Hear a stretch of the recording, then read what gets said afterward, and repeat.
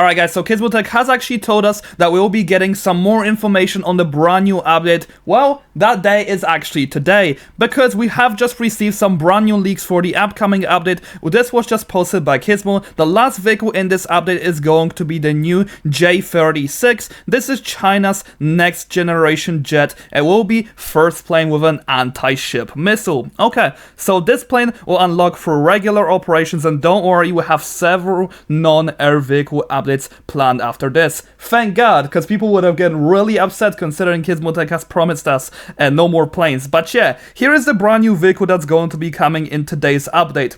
So regarding how good it looks in terms of the model, once again, they do a pretty decent job for sure. However, I do have a few problems with the J-36, and I'm going to be listing both of them right now before we actually get into any more detail on what kind of weaponry this vehicle will probably have. So, first of all, if we go ahead and actually take a look at the suggestions, this vehicle was actually suggested by, let me take a look really quickly. Before this was actually announced, this was suggested by the same person 4 times in a row. Let me see. So, looks like this vehicle was suggested maybe by 2 to 3 people, and we have received it in War Tycoon. That is kind of weird, and I don't understand why this is the case, considering the J-36 is really not a popular vehicle. And another concern which I do have for this vehicle, it's obviously probably going to be having stealth. Considering this is a 6th generation fighter, it would make most sense for this vehicle to obviously have stealth. However, another problem which I do have with it is that it's probably going to be ending up like the Nighthawk. The Nighthawk just became useless